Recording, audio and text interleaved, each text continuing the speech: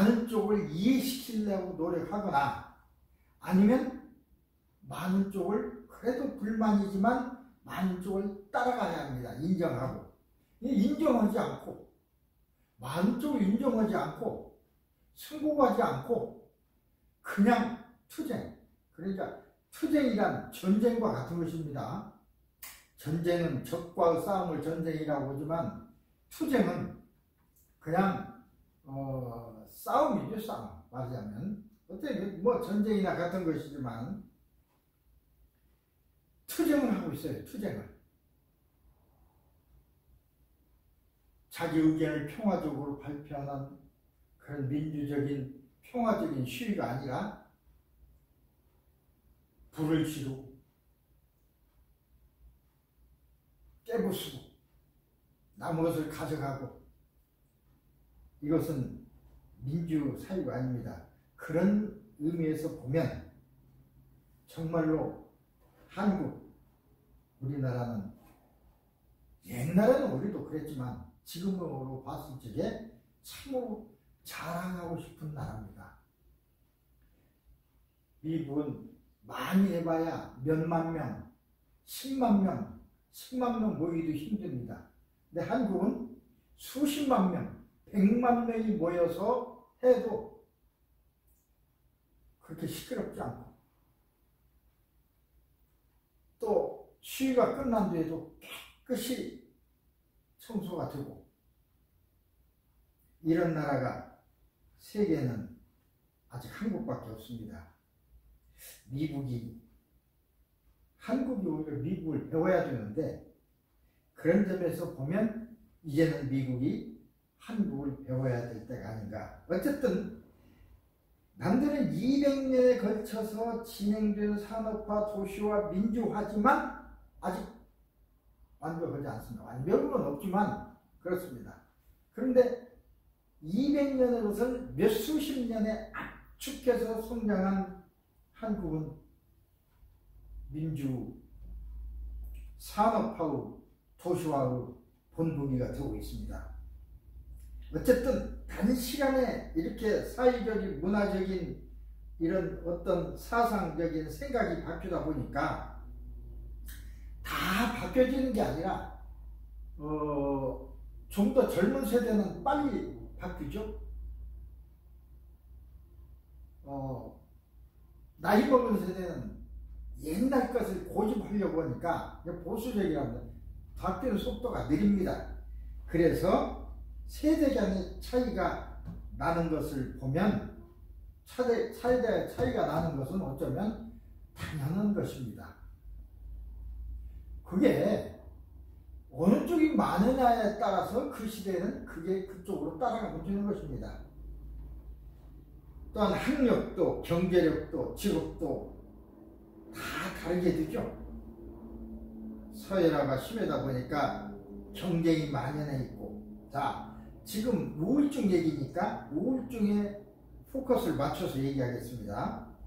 이런 특징으로 말해서 세대 간의 어떤 서로 간의 이해 부족, 공감의 부족, 수직적인 거, 획적인 같은 세대 간에는 같은 세대 간에 획적인 거죠. 수직적인 것은 연령 차이가 있으니까 경쟁으로 인한 서로 자리는 적고 의자는 10개뿐인데 의자에 앉을 사람은 100명이 있습니다. 그러면 무전히 경쟁이 생기게 되겠죠.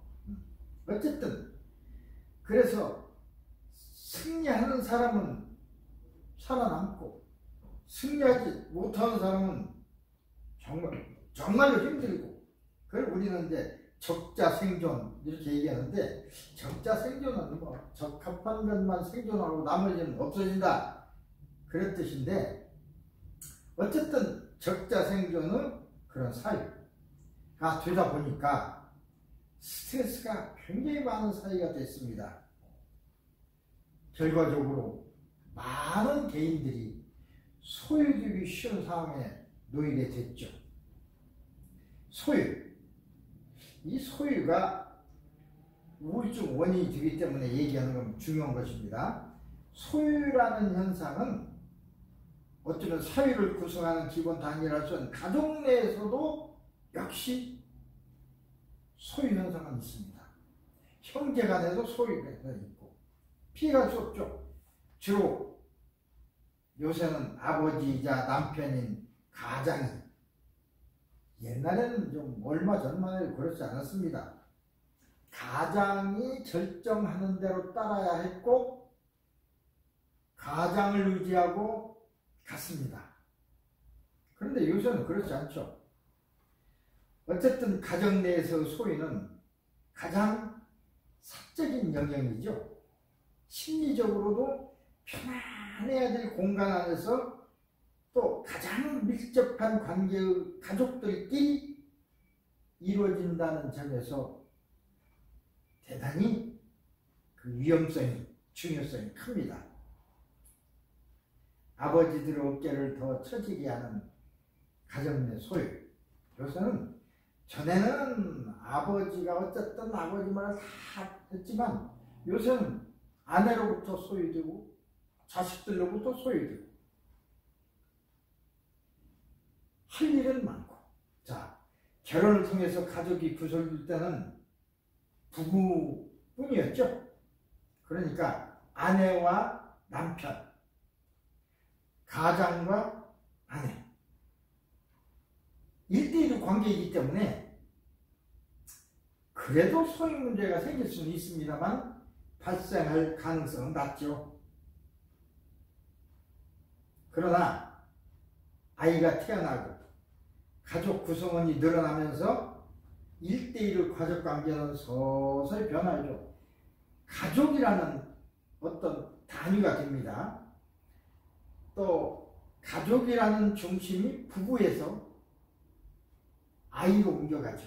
아이의 타임은 아이의 관심이 옮겨갑니다. 또는 남편이 아내와 아이 사이에 강력한, 그러니까 특히 아이가 태어나면 아내는, 어머니는 아이와 더 밀접해지니까 남편은 자연히 밀려나죠. 아이의 양육 상당 부분을 아내가 담당하면서 남편은 가족 내 소유를 경험하기 시작합니다.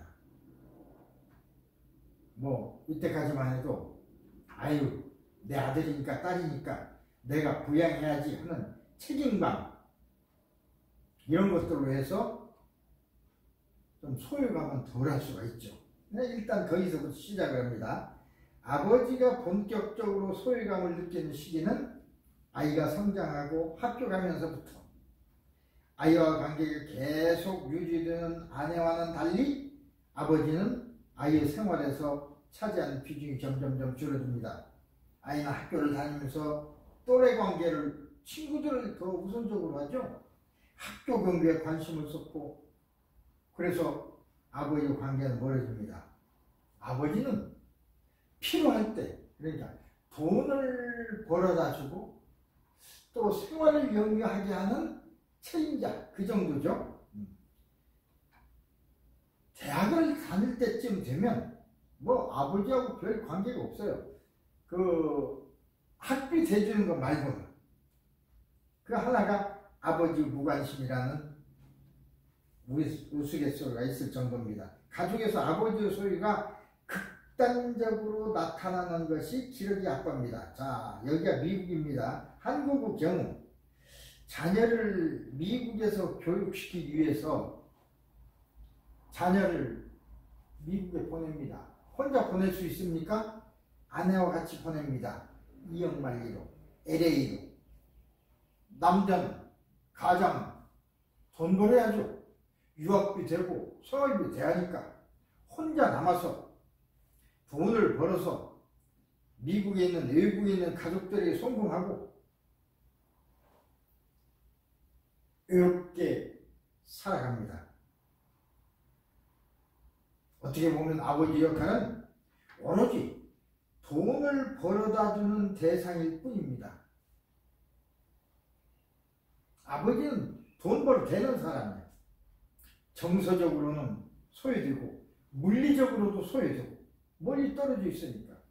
여기에 더 나아가서 부모 자식 간 세대 간 갈등이나 부부 간 갈등이 발생하게 되면 아버지 위치는 점점 더 가족 밖으로 밀려나게 되죠.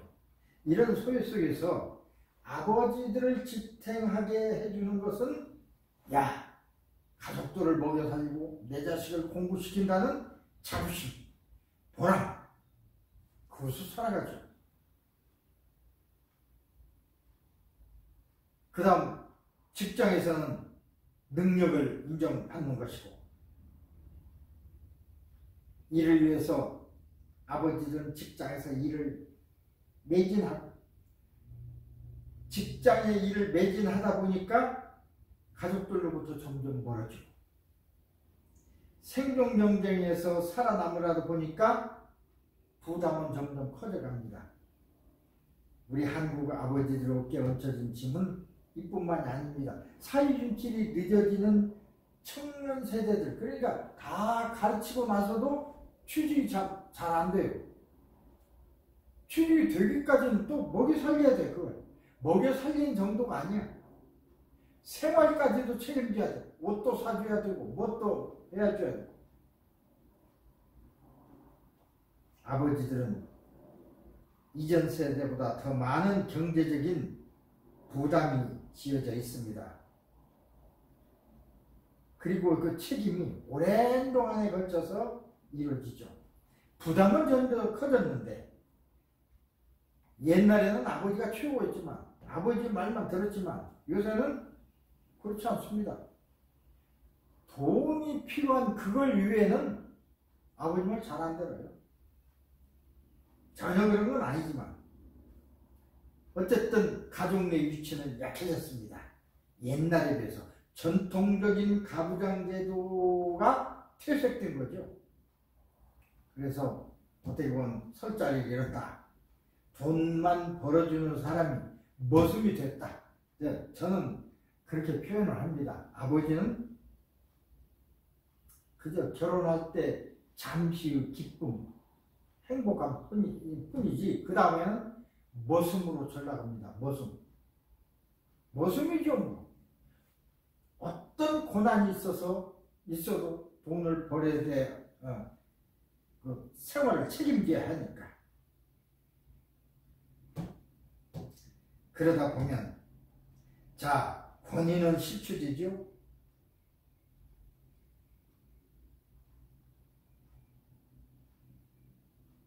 애는 정말로 힘은 들죠. 그러다 보면 상실감, 그러니까 내가 열심히 일했는데 가족들이 나를 존경해주고 이렇게 해주면 그래서 보람이 있죠. 근데 그 방면에서도 존경을 못 받아.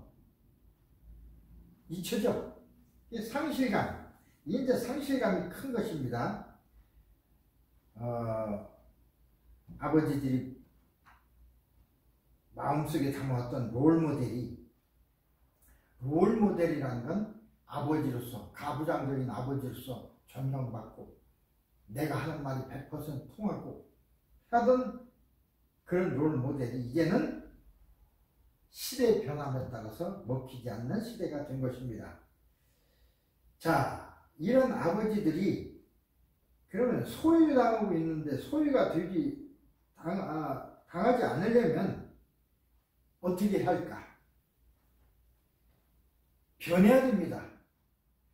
가족이 변화도 가족도 변해야 되고 아버지도 변해야 됩니다. 자식이 잘되게 하고 싶은 마음은 모든 부모에게 해당하죠. 그러나 이것이 누군가의 희생으로 이루어진다는 것은 어떻게 보면 바람직하지 않습니다. 그러나 지금 그렇게 돼 있죠. 가족 내 중심이 특정 구성원이 하는 가정 모두 행복을 위해서 맞춰줘야 하는데 아들, 딸, 공부, 학비 여기에 자꾸 맞춰지니까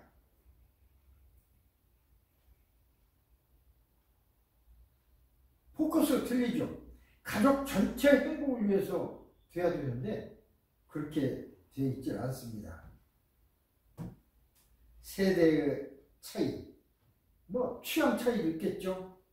공통점을 찾지는 못하더라도 가족 구성원이 전체가 무엇에 관심이 있는지, 무엇을 좋아하는지 서로 이해하려 하고 공감하고자 하는 노력이 필요하다 그것입니다. 이를테면 중학생인 자녀가 요즘 만나는 친구가 누군지도 몰라. 얘기를 안 하니까. 가장 좋아하는 아이돌 그룹이 무엇인지, 요즘 가지고 있는 고민이 무엇인지 들어보고 얘기하고, 만난 친구가 맞등 찾고 아이돌 그룹 히트곡 한 곡을 같이 따라 부르지도 못하고 자녀 고민을 해결해 주지도 못할지라도 있는 그대로 이해하고 받아주고 하는 것이 필요합니다. 그런데 그렇지 않죠. 직장 문화도 변해야 됩니다.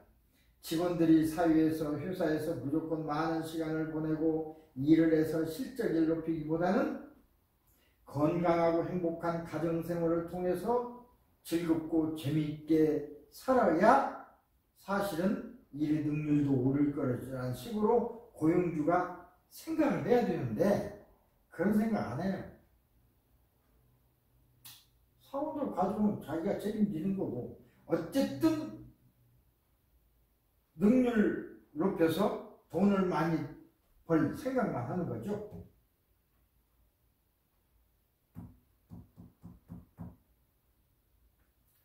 퇴근 후에도 그래서 휴식을 하거나 술을 먹고 친구들 어울려서 가족과 시간을 보내는 시간은 그만큼 줄어듭니다. 어쨌든 그런 문화보다는 가족과 시간을 많이 보내도록 장려하는 문화로 바뀌어야 됩니다. 그래야 소유가 덜해져.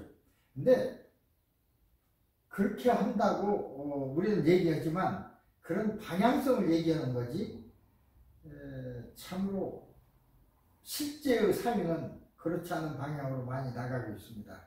아버지 스스로도 노력해야 됩니다. 50대 남성에게 여러분 해당되는 사람 있을지 모릅니다. 꼭 필요한 것이 뭐냐? 집사람, 아내, 각시, 부인, 마누라. 가장 필요한 것이 그렇다고 얘기합니다. 그리고 또 집사람이나 아내나 부인이나 마누라나 같은 말이지만 아내의 얘기, 아버지이자 남편에게는 아내의 역할이 그만큼 중요하다는 얘기입니다. 저는 이렇게도 가끔 얘기를 합니다. 하느님 다음에 와이프가 하느님 다음이다. 이렇게 이제 저는 표현을 하기도 합니다만, 어쨌든 그렇게 중요합니다. 아플 적에 자식들이야 잠깐 와서 쳐다보고 위로하고 슬퍼하고 할 수 있을지 몰라도 계속 옆에서 장시간 강화하면서 지낼 수는 없습니다. 자기들도 생활이 있으니까 또 그렇게 하지도 않고, 그래도 원수처럼 나쁘니 좋으니 해도 아내가, 배우자가 옆에서 하게 됩니다. 이 남편이라면 이제 마누라, 아내가 되겠죠. 가족 내에서 아내와 인간관계가 굉장히 중요한 것입니다. 따라서 어떻게 보면, 그런 것을 보면 행복한 적금, 행복 적금 하나 들어준다고 생각하고 아내에게 잘해야 됩니다. 미리미리. 물론 아내에게만 잘한 뜻은 아니면 아내 입장에서는 남편에게 잘해야 되겠죠. 왜? 자기가 아플 때 실제로 도움이 되고 보살펴 줄 사람은 남편이니까. 지금 남자의 얘기를 하니까 아내의 얘기를 그렇게 얘기하는 겁니다. 적금 들어듯이 아내를 사랑하고 아내에게 잘해줘야 됩니다. 잘못하면 잘 안 해주겠죠. 특히 자녀가 대학을 다니는 아내를 위해서 남편이 역할이 아주 절실합니다. 대학에 가버리면 그전에는 엄마하고 상당히 밀접한 밀착했던 관계가 이제 엄마하고도 멀어집니다. 그러면 아내도 소유하게 돼요. 자식으로부터. 소유감을 느끼니까 그때 어머니 역할을 축소주니까 그때 남편 역할이 중요한 거죠. 여성은 폐경기를 겪으면서 무력감, 불안, 초조, 불면증, 두통 이런 게 생긴다고 그랬죠. 아내가 사회활동을 할 수 있도록 남편이 도와주고 챙겨주는 것이 부부 모두 정신건강에 좋죠. 남편은 아내를 챙기고 아내는 남편을 챙기고 그래야 된다 그 소리입니다. 지금 남성 얘기니까 그 다음에 남자의 경우는 이제 우울증은 퇴직할 때 이제 우울증이 더 생깁니다. 회사에 다녀서 열심히 일할 때는 그렇게 우울하지 않아요. 그래도 그때는 이제 가족이나 소유 이런 것들이고 퇴직을 하고 나서 하면 좋을 것 같은데 야 내가 30년 일했으니까 이제는 퇴직해가지고 내 맘대로 한번 열심히 정말로 행복하게 잘 살아야지. 그게 아닙니다. 회사가 전쟁터라고 생각했었는데 밖은 지옥입니다. 끝날 때까지 될 수 있으면 죽을 때까지 이러는 것이 좋습니다. 여러 관계를 위해서. 그래서 회사가 전쟁터라고 밀어낼 때까지는 그만두지 마라. 밀리면 어쩔 수 없지만 밖은 지옥이다. 한 종합상사를 배경으로 한 그 웹툰 이야기가 있습니다. 요 같은 말이 나와요. 인터넷 SNS에서 회사원들이 말합니다. 월급이 마약이라고. 월급이 마약이야. 일이 힘들 때는 일이 힘들고 앞이 잘 안 보이고 그러니까 에이 회사 때려칠까 그만둘까 싶어도 월급날이 돼서 월급을 받으면 또 마음이 기뻐지고 그만두려는 마음이 굴뚝 갔다가도 월급을 받는 순간 없어져 버립니다.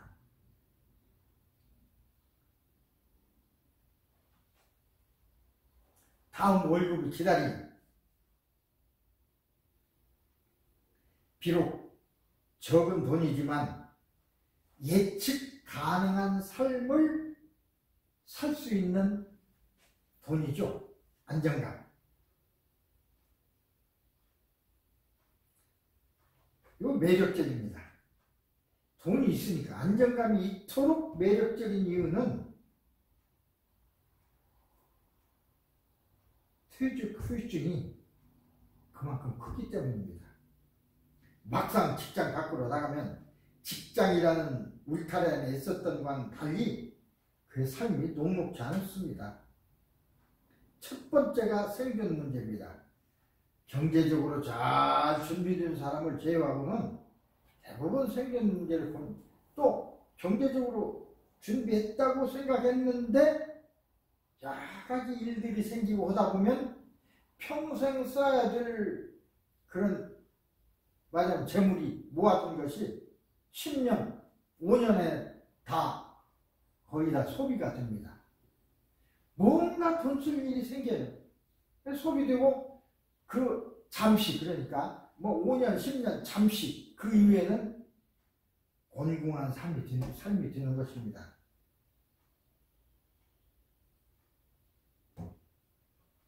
퇴직달 상당수는 고용이 불안정한 비정규직의 삶으로 근근히 생계를 꾸려나가는 경우가 많습니다. 그렇죠?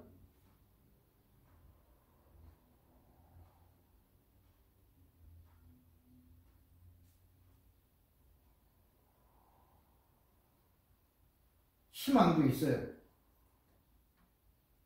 푼푼히 모아서 또는 돈을 열심히 벌어서 나도 어떤 업체를 운영해야지. 나도 사장님이 돼야지. 그런 생각을 가지는 사람이 대부분이지만 그게 다 번 돈을 투자한다고 사장이 되는 겁니까? 실패도 겪고 그러면서 퇴직금을 소진하고 나면 이제 생존 문제가 절박해집니다. 그야말로 벼랑 끝에 쓴 거죠. 그런 사람 많습니다. 퇴직이 문제다. 퇴직부터 이제 우울감이죠. 퇴직자들은 엄청난 상실감이나 우울. 자, 퇴직자들이 겪는 상실감, 우울. 퇴직은 비단 생존 문제로 끝나지 않습니다. 정신적으로 엄청난 스트레스죠. 직장을 잃는다는 것은 사회적 상실, 실존 상실입니다. 이것 때문에 자살할 수도 있습니다.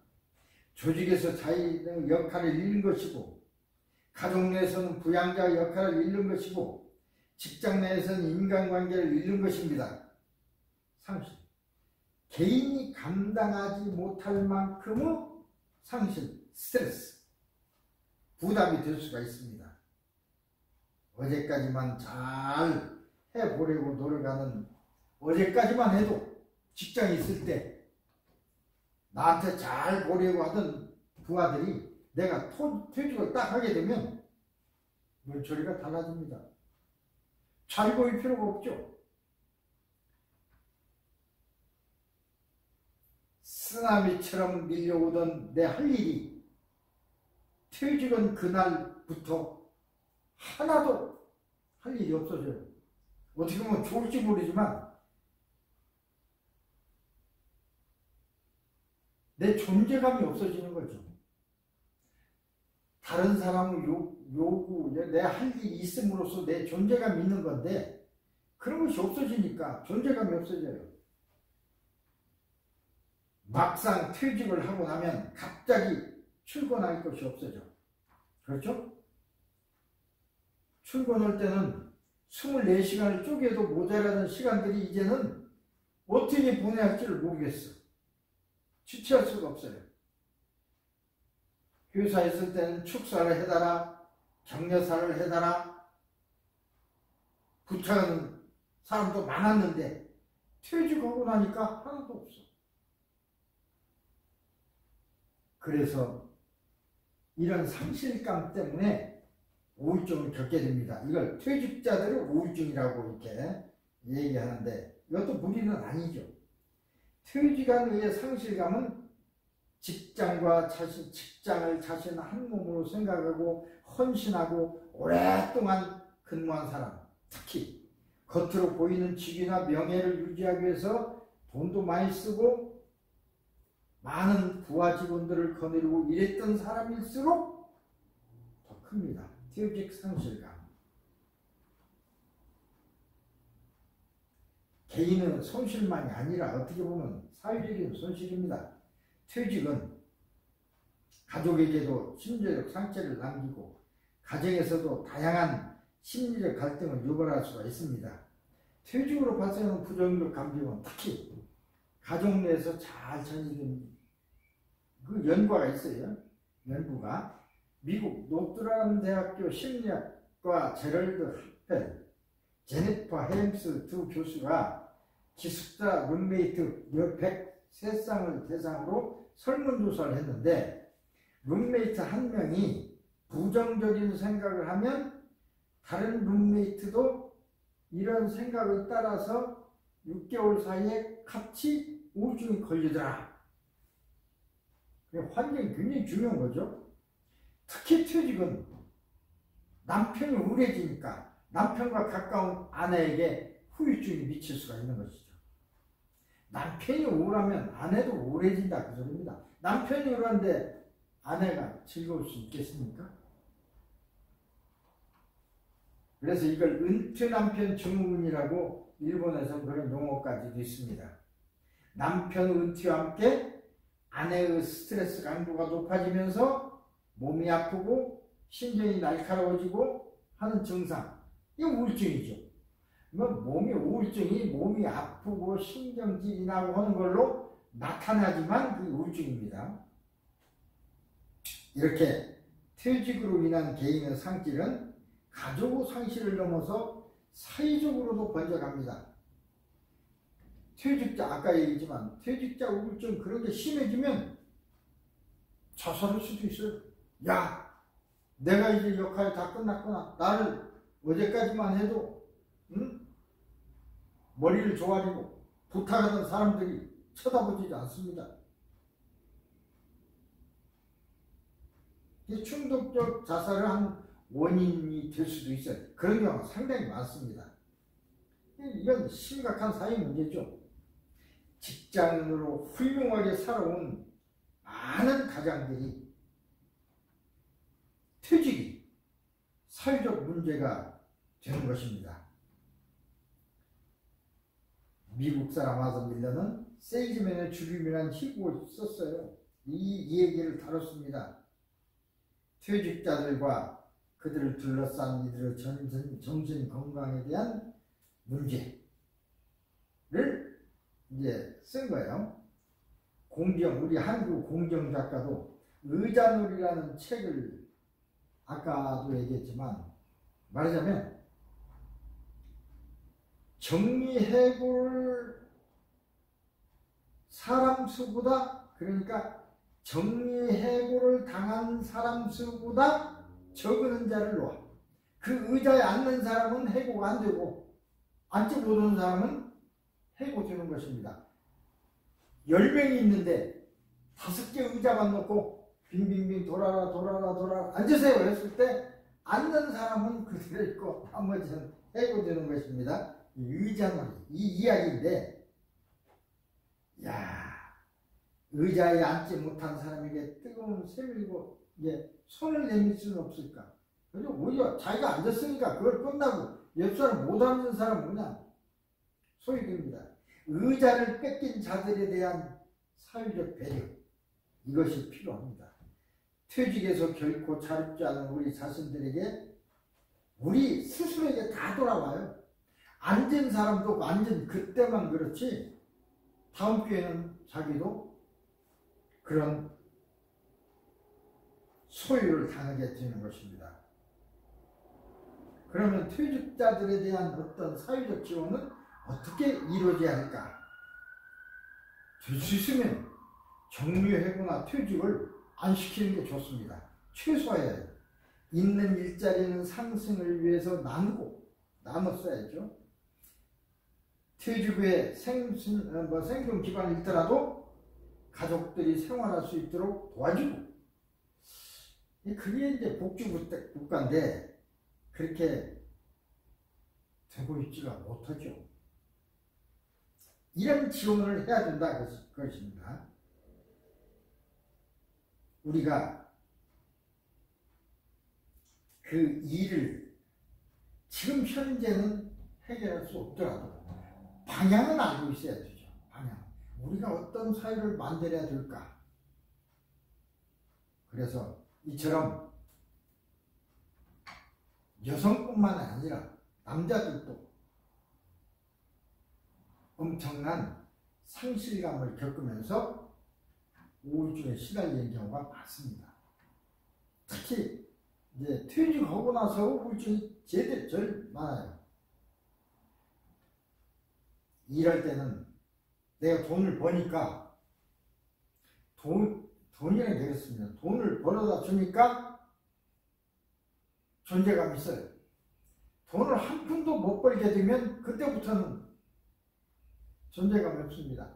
와이프로부터도 소유당하고. 노인들이 요새 이런 얘기를 한번 해보겠습니다. 미국에서는 없는 사람은 그래도 먹고 살 수 있도록 메디케어 거기에서 한 800불, 900불 정도까지는 지원을 해주죠. 맞아요. 퇴직금, 그 연금이 900불 이하가 되면 부족한 부분을 채워줍니다. 그게 이제 메디칼에서 주는 그런 일인데, 어쨌든 그게 은행으로 나와요. 세금 보고를 덜 했다거나 해서 그 연금이 적은 사람일수록 월페어라고 해서 많이 타게 되죠. 어쨌든 900불까지 맞춰줍니다. 그걸 타야 한 달 생활하니까 월 초가 되면 은행에 노인들의 줄을 딱 씁니다. 돈을 찾기 위해서. 그걸 자세히 보면 여자가 앞에 서고 와이프가 앞에 있고 뒤에 서 있는 사람은 반드시 남편이에요. 어깨 축 처진 남편. 창고에 가서 돈을 찾아서 100불짜리 몇 장, 20불짜리 몇 장, 10불짜리 몇 개, 5불짜리 몇 개, 1불짜리 얼마 딱 그래서 딱 찾아서 핸드백에 딱 넣고 돌아 나갑니다. 여보 가자 소리도 안 해. 걔 저기로 따라가야 돼. 안 따라가면 잊어버리니까. 따라가야 살아남을 수 있습니다. 잘 못 따라오면 혼납니다. 잘 못 따라온다고. 이제 남자가 왜 그 주도권, 그 돈의 주도권이란 그렇습니다. 이게 아주 중요한 것인데 어쨌든 노인이면 그런 생활의 주도권을 여자가 주게 되니까 남자는 힘을 못 쓰게 되죠. 자, 이런 노인의 우울증, 노인이 됐을 때 여러분은 해당 안 된다고 생각해서는 안 됩니다. 여러분도 몇십 년이 지나면 노인이 될 테니까. 노인들은 아픈 곳이 많아요. 여기저기 아픕니다. 그게 진짜 아파서도 아프지만 우울증 때문에 아플 수도 있어요. 그러니까 우울증 표현을 몸이 아픈 곳으로 하는 것입니다. 자, 여러분은 부모님이 이러십니까? 여러분은 또 오빠가 또는 형님이 이러십니까? 한번 보세요. 올해 칠순이 된 김예쁜이라는 할머니, 예분이라고 했지만 우리말로 예쁜입니다. 예쁘다고. 할머니는 몸 여기저기 아파요. 뭐 좌우만 아파. 여기도 아프고 저기도 아프고 몇 년 전부터 소화가 안 돼서 속이 더부르고 가슴도 답답하고 손발은 차갑고 저리고 여기저기 쑤시고 아주 힘들어. 그래서 할머니는 내과에도 가고 가정의학과도 가보고 정형외과도 가보고 많은 병원을 왔다 갔다 하지만 우선은 잘 몰라. 지금처럼은 괜찮은데 아프다고 그래. 지금도 그렇습니다. 지금도. 이런저런 먹어봐도 그래 아프다고 하니까 이제 진통제도 주고 소화제도 주고 막 약을 줍니다. 그러나 약을 먹어도 별로 뭐 낫질 않아. 안 들어. 그래서 이 김예쁜 할머니는 정신건강의학과를 찾아갔습니다.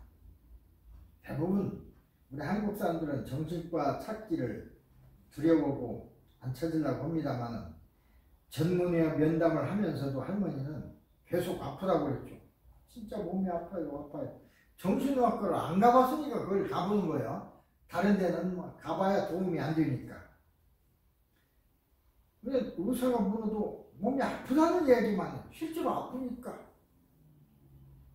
면담을 진행하는 동안에 조금씩 자꾸 말을 시키니까 할머니는 몸 위에 다른 얘기를 합니다. 예를 들어서 다른 얘기 이제 아픈 얘기 위에 얘기 시켜보다 보니까 어떻게 보면 노인들은 다 한편의 드라마를 가지고 있죠. 파란만장한 드라마. 젊은 시절에는 남편이 의도로 속을 썩이더니 늙음하게는 자녀들 사업이 잘 안 풀리고 며느리가 또 사위도 영 시원치 않고 죄송합니다.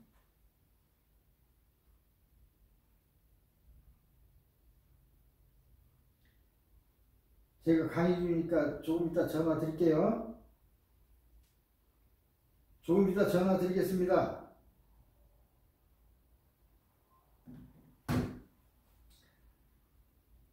마음에 안 들고. 그래서 몇 년 전부터 집안에 홀로 앉아서 있으면 한숨이 절로 나오고 기분도 콕 가라앉고 입맛도 없고 밥맛도 없고 밤에도 잠이 안 오고 만사가 귀찮고, 에이, 차라리 이 죽는 게 낫지, 이런 생각도 들고.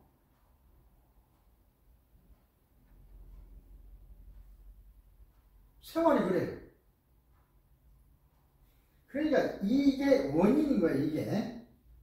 이 원인, 이것이 통증으로 표현되는 것입니다. 그래서 몸의 통증으로 표현되는 노인들의 우울증.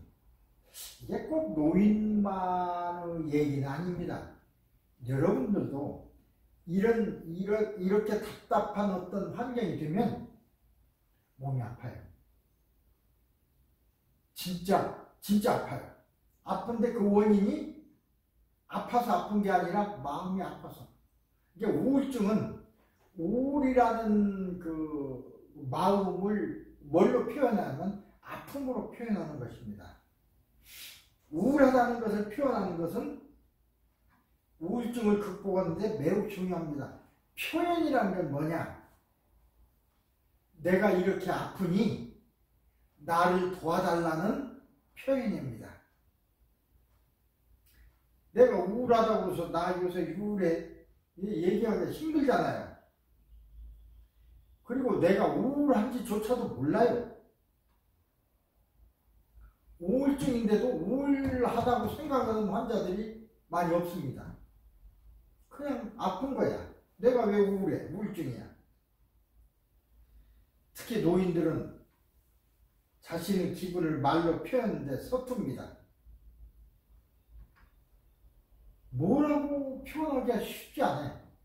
숨길 수도 없고, 무시할 수도 없고, 없다고 할 수도 없고, 숨길 수도 없고, 말로 표현되지 않는 기분, 말로 어떻게 표현할 수 없고, 그래서 몸으로 표현하는 겁니다. 아픔으로. 몸이 하는 말은 어떻게 표현될까? 우리가 우울할 때 흔히 하는 말들이, 아유, 가슴이 답답해. 아이, 가슴이 조여와. 한숨이 나네. 속이 타네, 타. 아이, 속이 썩어. 아이, 골치야. 어깨가 무겁습니다. 기운이 하나도 없어. 이런 말들을 우리 자주 하죠. 아이고, 답답해. 마음이 답답해. 가슴이 막 조여오는 것 같아. 그게 이제 우울을 표현하는 이제 말입니다. 표현. 한숨만 나오는 것도 그렇고. 이게 이제 누군가 이런 말을 하면 우리는 그 사람의 심정이 정말 답답하겠구나, 유쾌하지 못하겠구나, 이런 걸 알 수 있습니다. 이 말 중 어디에도 우울하다는 말은 뜻은 없죠. 아이고, 가슴이 답답해 그랬지, 우울하다, 기분 나쁘다, 감정이 좋지 않다, 이런 말은 없습니다. 그러나 답답하다는 그 말을 들으면 저 사람 참 우울하구나, 기분이 엉망이고 감정이 참 힘들겠다, 이렇게 우리가 이해를 하죠. 노인들은 요즘 나 기분이 우울해, 차라리 그렇게 얘기하면 좋죠. 세련되고 이런 추상적인 표현보다는 몸으로 느끼는 우울 증상을 그대로 표현합니다. 기분이 아니라 진짜 몸이 우울한 것처럼 표현도 그래요. 가슴이 아프다. 가슴 아파. 그러죠? 아이고, 배 아파. 실제로 배 아픈 게 아니라 뭐 사촌 논사하는 게 배 아파 그러듯이 배가 아파. 실제로 변비나 설사하는 경우도 있어요. 그러다 보니 이제 병에 걸린 것 같고 여기저기가 쑤시고 아프고, 이런 증상이 특별한 원인이 없이 지속된다면 따라서 우울증을 생각해야 됩니다. 이런 것들이 우울증의 대표적인 신체 증상들이 있더라고요. 우리 몸은요, 우리의 그런 걸 얘기해요. 특히 우리의 신체는 또 아픔으로 얘기를 해요. 그러니까 여기가 아프다 그러면 실제로 아픈 것이야. 아프지만 아프다 하고 오는 통증은 여기가 아프니 낫게 해달라. 뭔 치료를 하라. 그런 표현입니다. 아프다는 건. 근데 실제로 안 아픈데도 아프다는 건 또 마음 표현이죠. 마음을 표현할 수 없으니까 신체 아픔으로 표현하는 겁니다. 아유 배 아파. 제 잘 드는 거 보니까 배가 아파. 실제로 배가 아픕니다. 배가 아파. 우리 애들 키우다 보면 아이들을 만날 수가 없어요. 저들 막 놀러 다니고 오니까 만나는 때는 밥상머리 밥 먹을 때나 만나지 만날 수가 없어요. 그래서 그때 문제가 됩니다. 밥상머리 쭉 들러 앉았어. 너 이름 잘 만났다. 아버지가 하는 소리. 너 왜 요새 그 모양이냐? 그 모양이냐 할 뜻은 왜 그렇게 그런 행위들을 하고 다니냐? 마음에 안 든다 그러십니다. 그러면 실제로 그 말을 듣는 아들은 자기가 잘했던지 잘못했다 하더라도 다른 사람이 혼내면 왜 그 모양이냐 이런 말로 표현하면 기분이 나빠요. 자기의 잘잘못을 따지지 않고 기분이 나빠. 기분이 나쁜데 아버지한테 어떻게 할 수가 없어. 그죠? 어머니한테 어쩔 수 없어. 그래 밥맛이 뚝 떨어져. 밥을 삼킬 수가 없어요. 넘어가질 않아. 이거 목에 딱 걸려서 수저 놓고 나가버립니다. 그러면 그 이해 못하는 아버지는 버릇없이 아버지가 얘기하시는데 지가 수저 놓고 나가? 더 혼내. 이해를 못하니까 그래.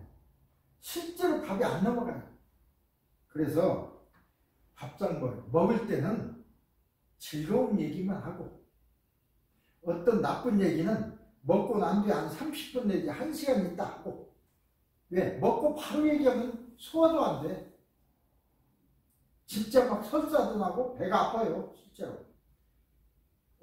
이런 실험을 해본 일이 있습니다. 밥을 금방 먹었는데 그 사람들이 아들이든 와이프든 거기다 대고 아주 그 사람이 싫어하는 스트레스를 받는 말을 딱 했어요. 그거는 이제 여기로 엑스레이 사진 찍었습니다. 실험을 위해서. 엑스레이 사진 대고, 그러니까 밥을 먹고 나니까 위가 막 움직이죠. 소화시키라고. 움직이고 있는데, 스트레스 받는데 이걸 딱 하니까 움직이다가 팍! 실제로. 이렇게 움직이다가 위가 탁 서버려요. 스트레스 받으면. 그래, 배가 아프지.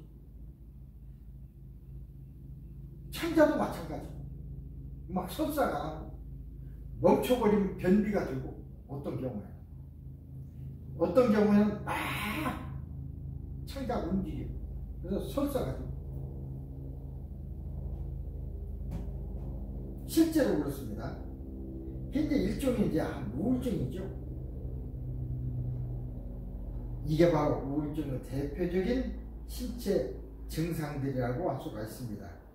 가슴이 아프다, 배가 아프다, 변비다, 설사 심하다, 이런 것들은 우울증을 나타내는 현상이다 그랬습니다. 신체적인 증상, 실제로 배가 아프고 실제로 변비고 설사가 아니라, 물론 실제로 나옵니다. 그러나 그 원인은 우울증이다 그 소리입니다.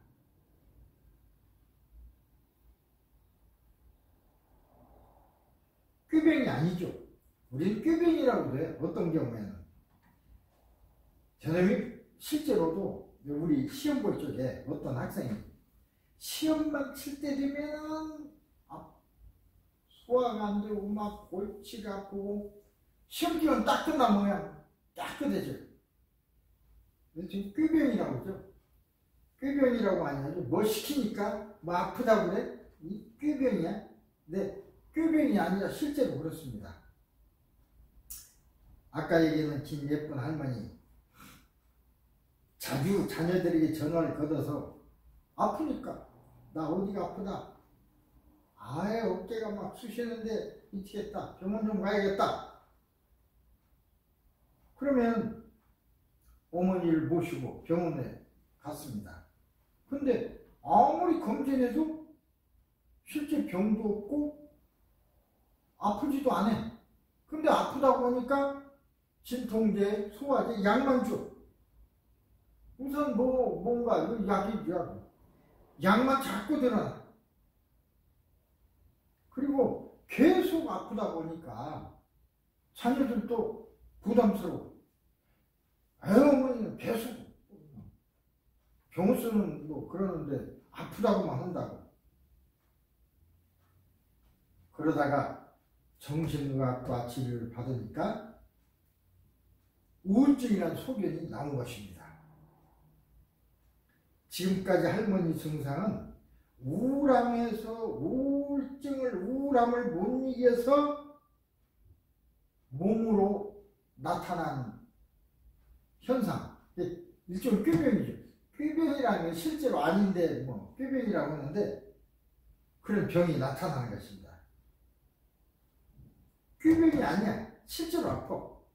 할머니 몸은 실제로 아팠습니다. 이것이 바로 우울증의 표현한 또 다른 표현, 또 다른 얼굴. 우울증이라는 건 마음이 우울하게만 표현되는 것이 아닙니다. 이처럼 몸이 아프고 이렇게 표현이 되기도 하죠.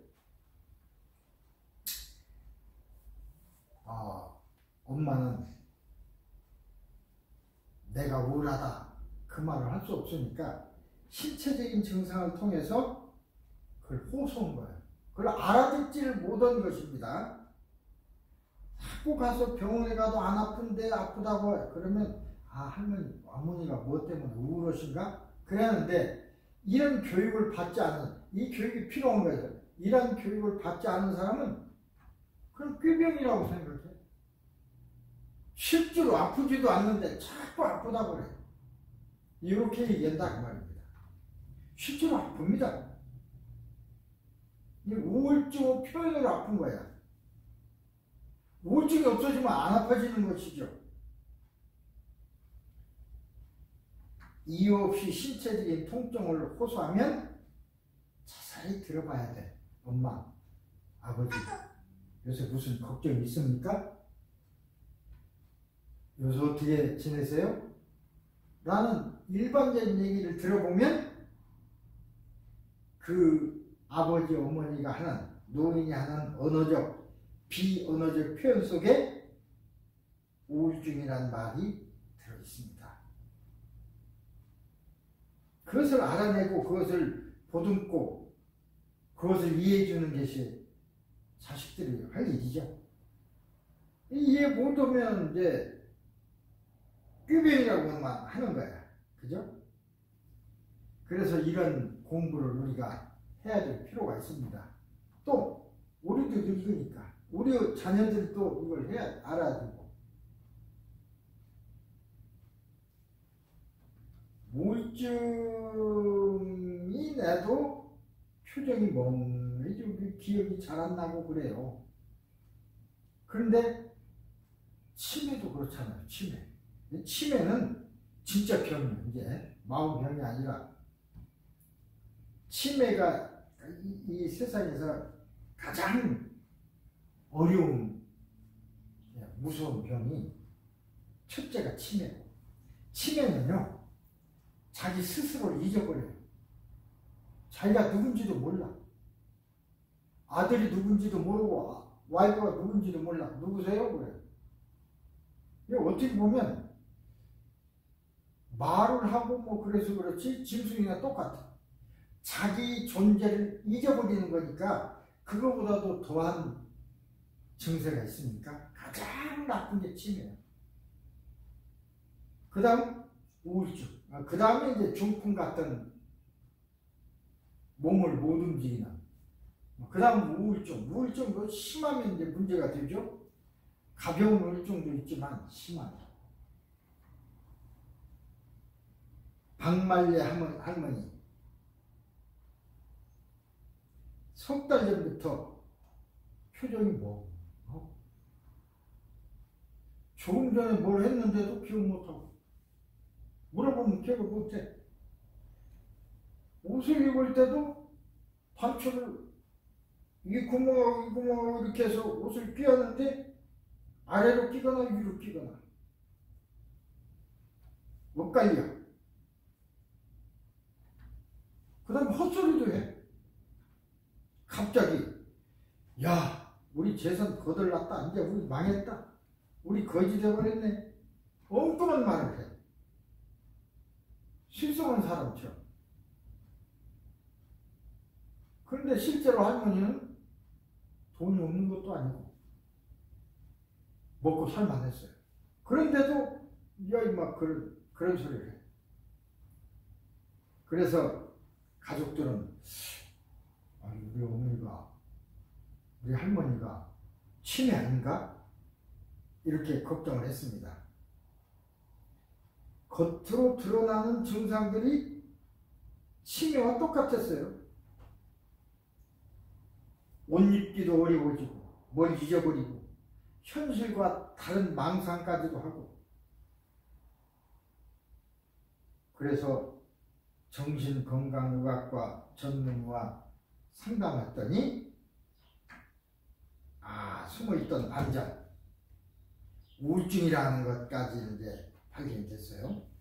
예를 들어서 할머니 얘기로, 할머니의 역사를 보면 석 달 전까지만 해도 할머니는 맞벌이하는 딸과 사위 때문에 그 장모가 집안 살림을 도맡아 했어요. 다. 활달한 성격, 이웃 성격도 활달하고, 이웃과도 잘 지내고, 또 손주, 얼마나 아들, 딸보다도 더 귀여운 게 손주야. 손주를 손에서 놓지 않고 애주중이 키워왔는데, 이제 중학교도 다니고 고등학교 다니고, 그래도 할머니 얘기는 잘 듣고 잘 따랐어요. 그런데 대학 다닐 때까지만 해도 석 달 전에 갑자기 군대 갔어요. 군대 가니까 손주가 없어졌잖아. 늘 보살피던 손주도 없어지니까 그 다음부터 한숨을 쉬고 눈물을 흘리고, 어느 날엔간 정신 나간처럼 멍하니 응시하고 아무 일도 않고 일할 의욕도 나지 않고, 밤에도 잠이 잘 안 오고, 입맛도 없어서 밥도 안 먹고, 체중이 쭉 빠지고, 말귀도 잘못 알아듣고, 남들 얘기해야 무슨 관심이 없어. 꼭 치매에 걸린 사람처럼. 그러나 사실은 우울증이었습니다. 사랑하는 손주를 멀리 떠나보낸 데 따른 상실감, 그의 상실감에 따라서 생긴 우울증. 어떻게 보면 우울증은 치매와 비슷해요. 박말리 할머니처럼 치매와 구별하기 어렵습니다. 그런데 치매로 그걸 처분해버리면 이제 안 낫는 것으로, 우울증은 낫는 것이고 치매는 안 낫는 것입니다. 나을 수가 없는 거죠. 나을 수 있는 우울증을 치매라고 그렇게 하게 되면 이게 문제가 생기죠. 치매를 우울증이라고 우리가 할 수는 없지만, 어쨌든 치매에 걸리면 기억력도 없어지고, 어느 기능도, 말도 잘못하고, 판단도 잘못하고, 시공간 지각력도 없어지고, 특히 인지 기능이 저하, 식사, 대소변, 목욕하기, 전화 걸기, 물건 사기, 일체 잘 할 수가 없습니다. 제가 잘 아는 분이 한참 때는 대기업 건설 회사로 부의장까지 했던 분입니다. 그러니까 그렇게 하려니까 부인 희생이 많죠. 참 이분이 잘했어. 그러니까 그 일을 그렇게까지 했죠. 근데 여기 와서 이제 미국에서 하게 됐는데 갑자기 어느 날 갑자기 치매가 왔습니다. 와이프가. 이 치매가 오면요, 옆에서 한 사람이 탁 붙어 있거나 아니면 병원에 입원시키거나 둘 중에 하나예요. 왜 그러냐면 예를 들어 가스불 켜놓고 잊어버리니까 불이 나기도 하고, 그러니까 옆에서 항상 그걸 지켜봐야 돼. 한시도 떨어져서는 안 돼요. 그래서 그 뒤부터는 그분을 만난 일이 없습니다. 와이프를 이제까지 나를 위해서 희생하면서 살았으니까 내가 이제 그 옆에 있어줘야지. 내가 없으면 병원에 입원해가지고 치매로 입원하면 막 묶어놓고 그렇습니다. 그런 삶을 살게 하기 위해서 자기가 옆에 있는 거예요. 옆에. 나올 기회가 없어요. 그런 분도 있습니다. 그런가 하면 뭐 남편이나 또 배우자가 치매가 되면 그냥 또 귀찮고 힘드니까 그냥 입원시키는 분들도 많이 있습니다. 치매가 그렇게 무섭습니다. 남편도 못 알아봐. 자식도 못 알아봐. 이런 무서운 병이 어디 있습니까? 가장 문제가 되는 것이 인식기능이에요. 인지기능이 저하. 그래서 일상생활을 하는데 필요한 기능들도 못하고, 우울증, 망상, 불안, 초조, 배회 등의 정신행동 증상, 이런 것들이 이제 나타나게 되죠. 노인이 우울증일 경우에는 기분도 우울해지고 판단력도 없어지고 기억력도 없어지고 인지 기능이 저하되기 때문에 치매로 잘못 진단되기도 하지만, 그러니까 이걸 가성치매라고 합니다. 노인성 치매는 인지 기능이 회복될 수가 없어요. 안 돼. 그런데 가성치매는 회복될 수가 있습니다. 우울증이 나서지면 그것도 낫게 되니까 회복이 되느냐 안 되느냐에 따라서 그 차이가. 우울증은 가성치매, 치매와 비슷하다. 그러나 치매는 아니다, 그 뜻입니다. 노인성 치매는 그냥 치매인 것이고, 인지 기능이 저하되는데 회복될 수 있느냐 회복될 수 없느냐의 차이가 있는 것입니다. 가성치매, 우울증의 경우에는 인지기능이 회복됩니다. 우울증이 회복되면 인지기능이 회복됩니다. 그래서 이런 치매 증상을 보이면 반드시 정신과에 진찰을 받아야 합니다. 우울증인지 정말로 치매인지.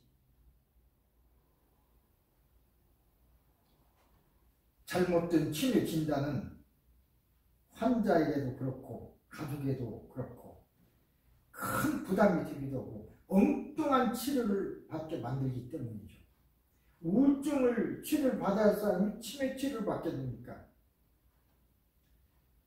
다행히 박말려 하면 가족들이 좀 생각이 있어서 정신과에 갔더니 정확한 진단을 받게 해주니까 우울증이라는 걸 알게 됐고, 우울증에서 회복되니까 기억력도 회복되고 예전처럼 즐거운 생활을 할 수 있게 됐습니다.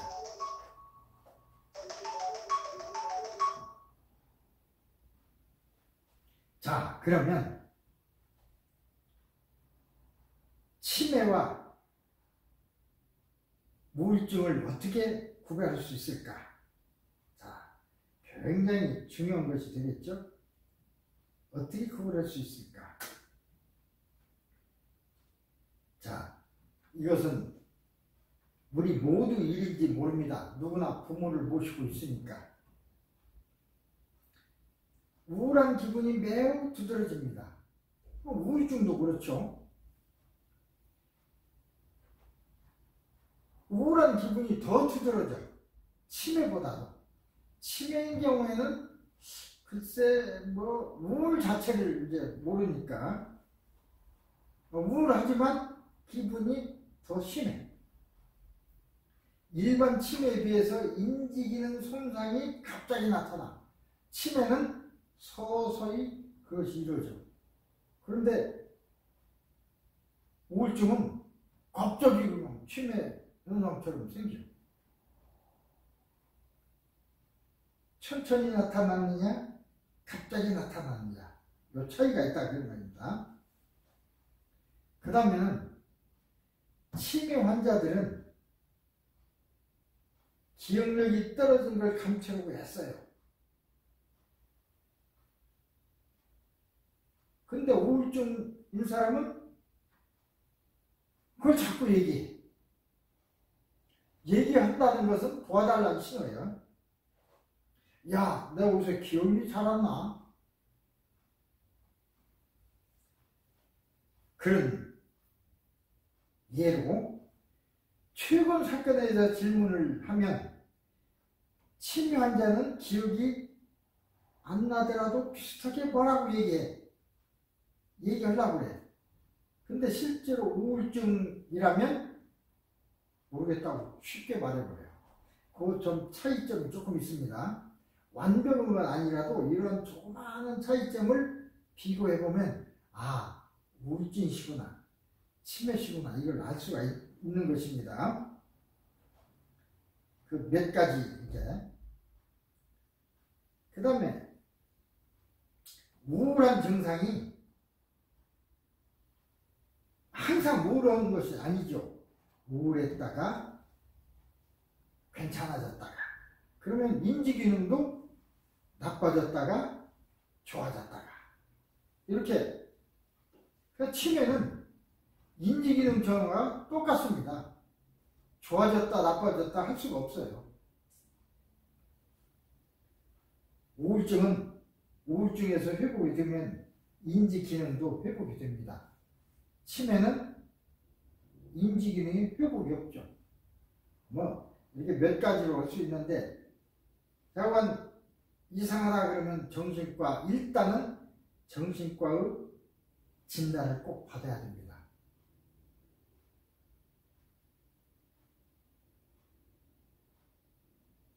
이렇게 자녀들이 생각할 때는 치매다, 우리 어머니 우리 아버지가 치매야 우울증이야 간단하게 얘기할 줄 몰라도 당사자로서는 얼마나 중요한 일입니까?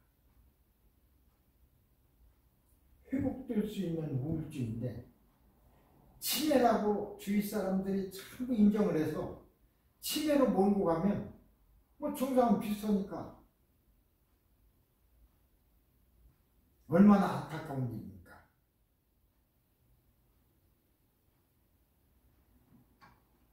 노인은 아까 여자든 남자든 우울하면 자살할 수도 있어요. 특히 노인의 경우에 우울증이 있어서 진짜 자살을 하는 경우에 그 징후가 있습니다. 징후. 자, 그거를 한번 알아봅시다. 노인이 세상을 떠난다는 것은 박물관 하나가 불탄 것과 같다. 속담이, 아프리카 속담이 있습니다. 그렇죠? 노인이란 수십 년, 50년, 60년, 70년을 살아온 삶의 지혜가 들어있어요. 박물관에 맞죠. 노인은 필요 없는 존재가 아닙니다. 우리가 관심 가지고 배워야 할 박물관과 같습니다. 옛 일을 잊어버리고 새로운 삶을, 좋은 삶을 영위할 수가 없어요. 역사를 잊어버리고 새로운 역사를 창조할 수는 없습니다. 지나간 역사를 딛고서 새로운 역사를 우리가 만들 수 있는 거죠. 노인이 세상을 떠난다는 건 박물관 하나가 불탄 것과 같다. 그만큼 귀중한 것입니다. 자, 노인 자살률. 특히 한국 경우에 노인 자살률이 세계 1위. 우리나라는 다른 나라보다 노인을 공경하고 연장자의 예를 깍듯이 하는 나라 중에 하나입니다. 그렇죠? 그런데도 불구하고 한국 노인들은 다른 나라 노인들보다 불행하다고 합니다. 노인 자살률 1위라는 건 불행하다는 거죠. 불행. 심지어 치명적이기까지 합니다. 자살한다 그 소리입니다. 노인과 관련해서 우리나라는 두 가지 부문에서 OECD 국가 중 1위입니다. 1위. 좋은 것은 1위일 수도 있는데 어쨌든 1위를 기록하고 있습니다. 자,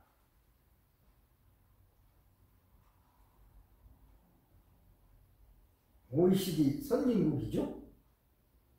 그걸 봅시다. 하나는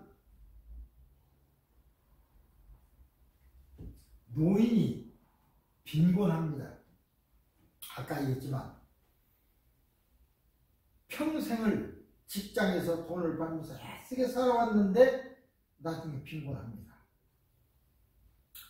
가족을 위해서 다 써버리기도 하지만 준비된 것을 잘못해서 잊어버리고 실패하고 그래서 노인이 빈곤해집니다. 그 노인 빈곤층 비율이 제일 높아요. 세계에서. 또 하나는 자살률. 어떻게 보면 연결되는 것인지도 모릅니다.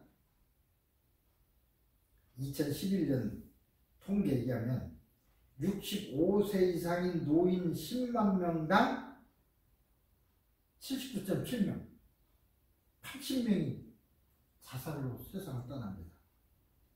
10만 명당. 80세 이상 노인 경우는 10만 명당 한 120명, 116.9명이니까 늙을수록 빈곤해진다. 자녀도 있고 그런데 자녀가 없을 수도 있지만 노인 빈곤 문제 이게 큰 문제입니다. 그래서 우리가 퇴직을 할 적에 감안해야 됩니다. 퇴직금을 새로운 사업에 투자해서 잊어버린다든지 자녀들이 다 나눠줘 버린다든지 그래서는 안 돼요. 죽을 때까지 쓸 만큼은 있어야 됩니다. 가지고 있어야 돼요. 죽은 후에 나눠가는 건 좋고 그런데 돈이 좀 있으면 그 자녀들의 생활에 의해서 또 안 쓸 수가 없어요. 아버지 나 죽겠다는데 안 줄 수 있습니까? 그래서 그냥 연금으로 넣어버려야 돼요. 연금으로.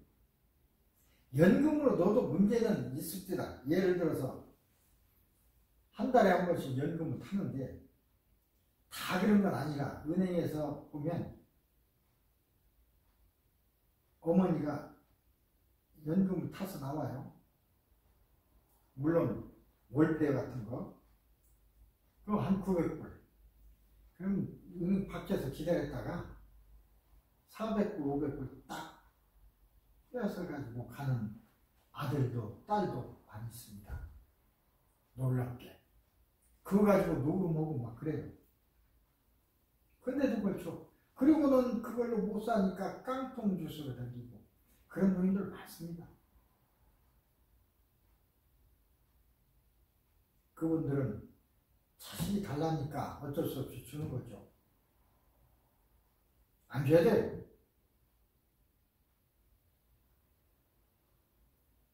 그런 것 때문에 빈곤해져서 생활이 힘드니까 자살로 생을 마감하는 사람이 많습니다. 많은 노인이 사위와 가족 외면 속에서 있던 돈을 자녀에게 줬어. 그럼 그걸로 끝이야. 돌보지도 않아. 저희들은 잘 살면서도 그런 가족이 많습니다. 빈곤과 소유감과 싸우다가 자살을 선택하는 것입니다. 부끄럽고 남에게 얘기할 수도 없고 그러니까. 어쩌면 참 우리가 잘 사는 우리 한국 사회가 OECD 2위라고 하는 것은 정말로 부끄러운 일입니다. 통계 수치가 그래요. 자, 여기 그림 봅니다. 자살률. 이제 맨 오른쪽에 있는 것이 2011년 7, 8, 9, 10, 11 이렇게 한 거니까 비슷비슷합니다. 10대는 한 5% 되죠? 10대도 자살이 있습니다. 20대, 30대, 40대, 50대, 60대 가니까 한 45%. 45%가 아니라 40명, 45명. 80대, 70대 가니까 한 80명. 80대 가니까 120명. 늙을수록 어떻게 보면 더 불행한가요? 그만큼 자녀들의 보살핌을 못 받는다는 소리도 되죠? 사회적으로 보살핌을 못 받는다는 뜻입니다. 부강한 나라가 부강은 뭡니까? 이렇게 노인 자살 이런 걸 보살펴 주지 않아 안 되죠. 이런 사람들을 보살펴 나가는 것이 정말로 올바른 사회가 아닌가. 무엇이 노인들의 자살을 부르는가? 세대를 막론하고 자살의 원인은 절망감입니다. 희망이 있는 사람은요 안 죽어요. 희망이 전혀 없고 절망적일 때, 젊은이든 노인이든 희망이 보이지 않을 때 죽으려고 합니다. 내가 더 살아서 뭐해? 또는 나 옛살 만큼 살았어. 이만큼 살았으면 됐지 뭐. 이런 말을 한 노인들이 많습니다.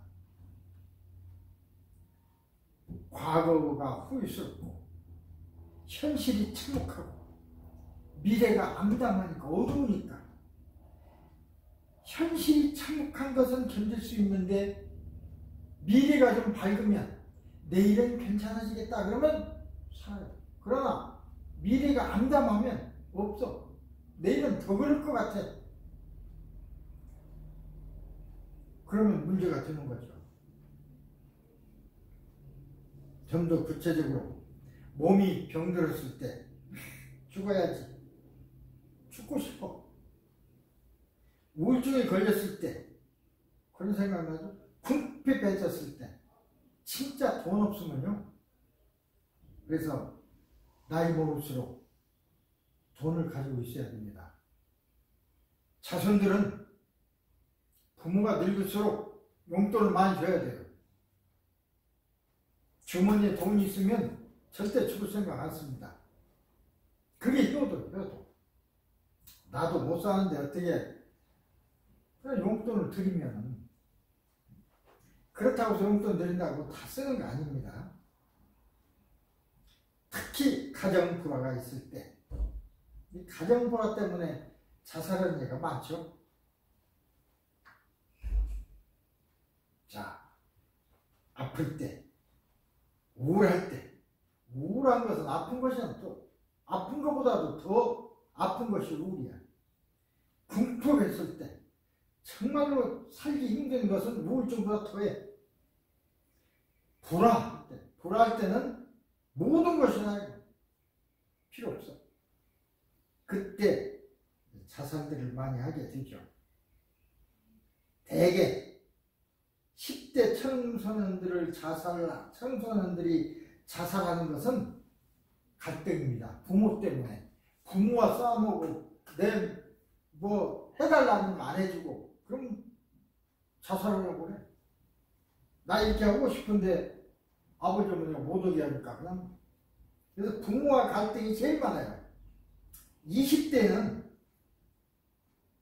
연인, 맞아, 배반당했을 때, 실현당했을 때, 또는 결혼했을 때는 부부간의 갈등, 이것이 가장 큰 원인이고, 60대 이상 노인에는 병든모, 경제적인 문제, 늙으면 다 소외해지고 병이 걸리죠. 그렇게 생각들을 다 하는데 그렇지 않습니다. 노인은 많은 일들을 경험했기 때문에 어지간한 일에는 상심하지 않습니다. 경험이 많으니까. 오직 하면 상심하겠습니까?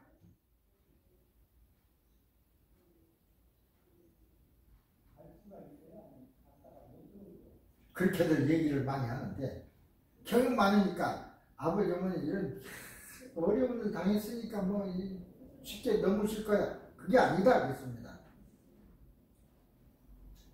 인생은 결코 익숙해지지 않는다 이런 말이 있습니다. 어려움은 누구나 이길 장사가 없어요. 병들면 그 이겨낼 장사가 없습니다. 구스타프 용 말 비디자면 인간이 성장기를 거쳐서 중년에 이르는 동안 가장 큰 과제가 세상으로 당당히 나가는 것. 청년에는 그렇죠. 청년기는 막. 노년기에는 늙음과 죽음에 직면하는 것. 그렇죠? 노인은 자신의 노후한 육체, 지친 마음을 감당해야 하고 가까운 지들과 가족이 떠나가 솔직히 요새 보면 제 나이 또래 되는 사람들이 요새 세상을 많이 떠나고 있습니다.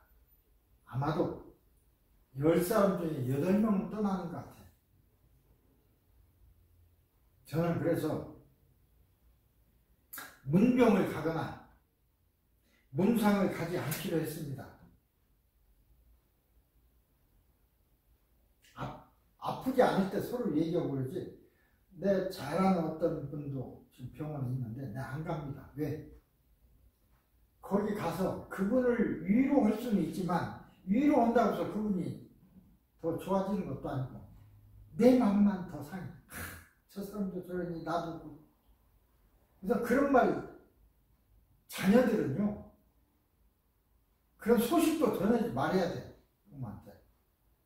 그런데 못 가요. 그래서 문상이나 병문안은 젊은 사람들이 가는 것입니다. 같은 노인들은 안 가도 신뢰가 아닙니다. 오히려 나한테 병문안 왔다가 저 사람이 아파진다면 그게 미안한 일이죠. 또 병문안 안 온다고 오해할 것도 아닙니다. 나한테 왔다가 상심해서 그러면 내가 미안한 일이니까. 그래서 나는 다른 사람들이 이래요. 이제 늙었으니까 나이 들었으니까 죽었다고 해도 죽었다는 소문도 듣지 말아야 되고 이제 자녀들도 알려주지 말아야 돼. 그런 소식을 나중에 물으면 그건 소식 세상 떠난 지 오래됐습니다. 이렇게 얘기 주면 되는 거고 일일이 소식 전할 필요가 없다는 거죠. 상갓집에도 대신 가야 돼요. 자녀가.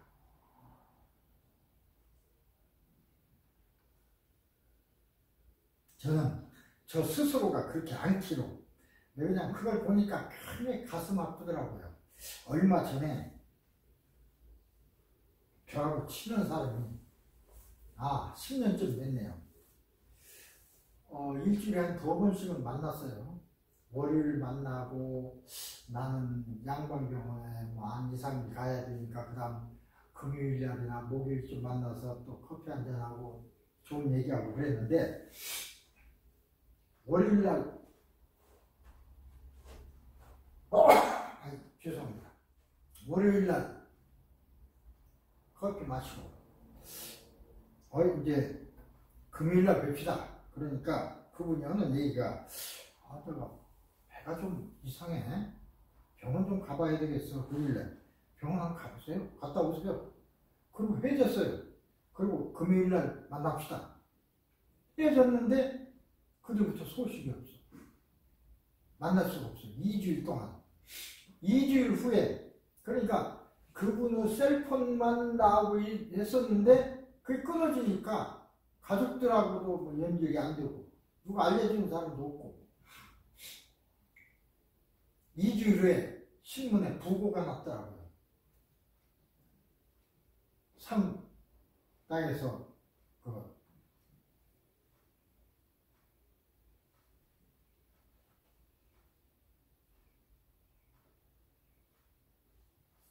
그렇게 그 소리를 듣자마자 참 가슴이 아팠습니다. 활발하고. 근데 그거 알고 보니까 배가 좀 아팠는데 그분이 이제 상처를 했어요. 부인이 먼저 떠났어. 그래서 내가 그 얘기를 많이 했거든요. 근데 이 사람이 그 부인하고 가까운 그 생각을 하니까 그게 상처가 됐던가 봐. 그게 암도 그때 생깁니다. 병원 가서 또 진찰하니까 위암 4기. 자기는 조금씩 아프니까 그러니라 했는데, 그래서 수술을 했어요. 근데 수술은 그게 암 때 되는 게 문제가 아니라 나이가 많으면 수술 자체가 위험합니다. 그래서 이제 어쨌든 그걸로서 세상을 떠난 거예요.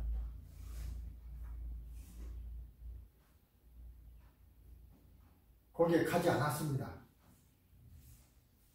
그때부터 가지 않고 지금 이제 친구들하고 만나면, 제가 오늘은 더워서 있지만 여름에도 항상 정장을 합니다.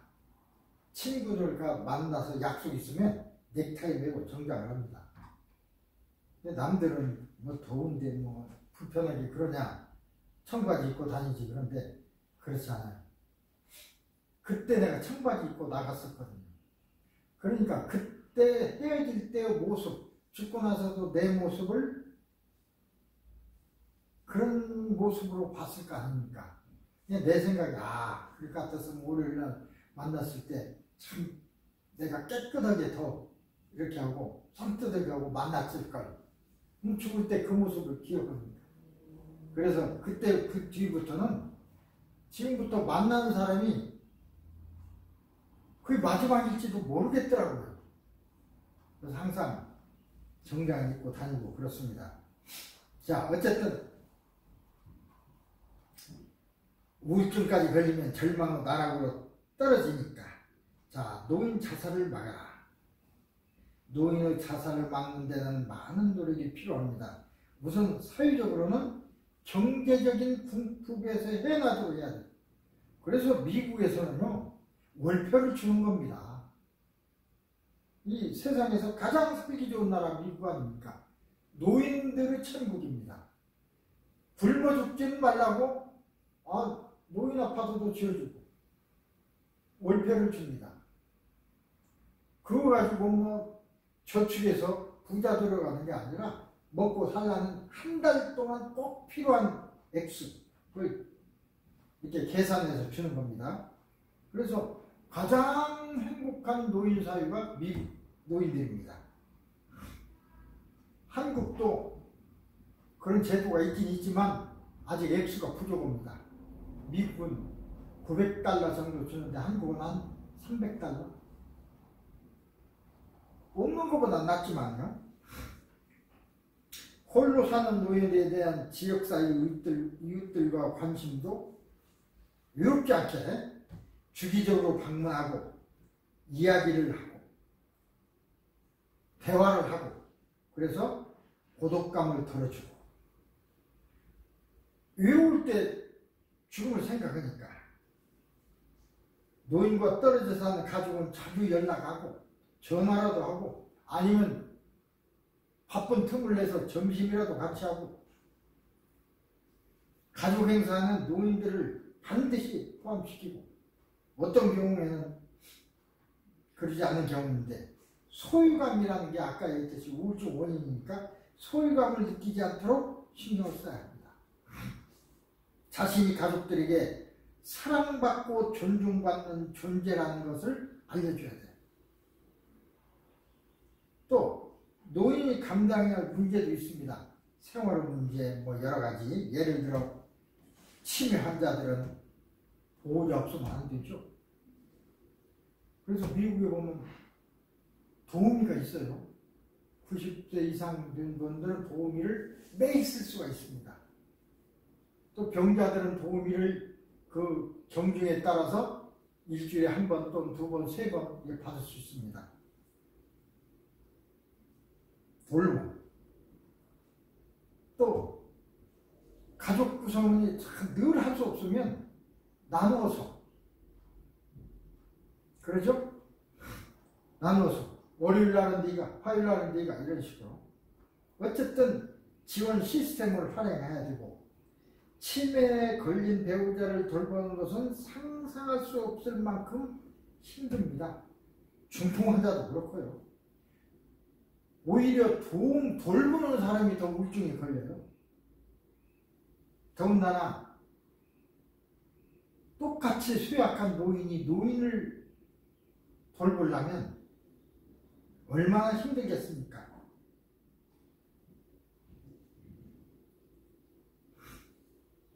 자, 자살하려는 노인이 보내는 신호들. 자, 이거 하고 좀 정리하겠습니까? 자살하려는 마음을 감정으로 표현합니다. 근심이나 슬픔이나 눈물을 흘리고 자주 울고 멍해지고 자살하는 마음을 말로도 표현합니다. 야, 나 다 살았어. 이만큼 살으면 됐지 뭐. 이제 더 살아서 뭐냐.